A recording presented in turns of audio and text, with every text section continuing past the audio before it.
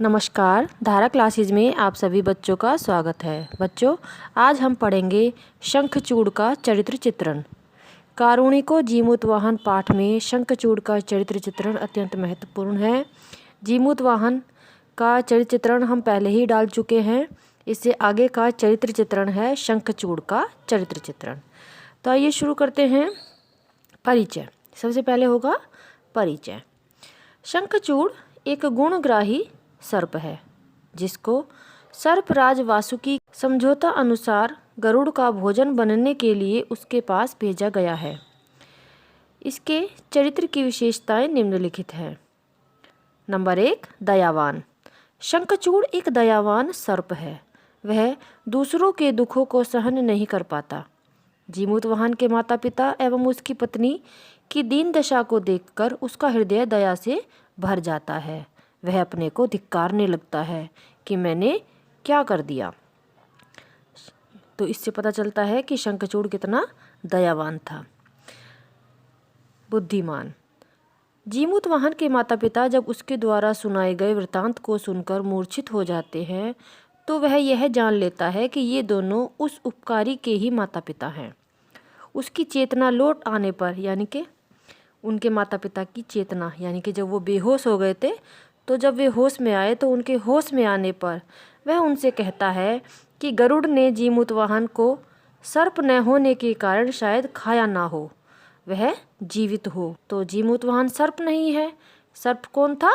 शंखचूड़। ठीक है। तो जीमूतवाहन को सर्प न होने के कारण शायद ना खाया हो और वह जीवित हो।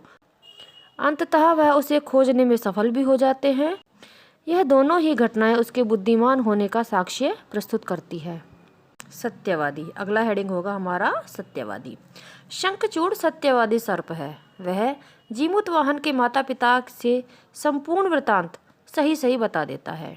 इसके उपरांत वह गरुड़ के पास पहुंचकर अपने प्राणों की चिंता न करते हुए उसे सच सच बता देता है कि तुम्हारा भक्ष्य जीमूतवाहन नहीं है, मैं हूँ। तुम मुझे खाकर अपनी भूख शांत कर लो। ऐसा शंखचूड़ वासुकी से कहता है। अब अगला हेडिंग होगा हमारा आशावादी। शंखचूड़ एक आशावादी नाग है। उसे आशा है कि नाग न होने के कारण गरुड़ ने जीमूतवाहन को छोड़ दिया होगा। इसी आशा से वह जीमूतवाहन के शरीर से टपकते हुए रक्त के सहारे गरुड़ तक पहुंच जाता है। आगे का हेडिंग होगा निर्भीक, यानी कि वो निडर निर्भीक था।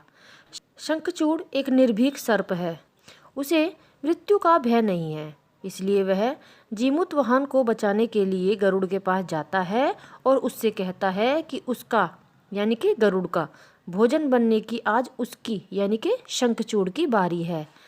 अतः वह जीमूतवाहन को छोड़कर उसे खा ले। निष्कर्ष रूप में हम यह कह सकते हैं कि शंखचूड़ एक दयावान, निर्भीक, आशावादी, सत्यवादी और बुद्धिमत्ता से परिपूर्ण चरित्र वाला एक नाग है, जो अंततः जीमूतवाहन के प्राण को बचाने में सफल होता है।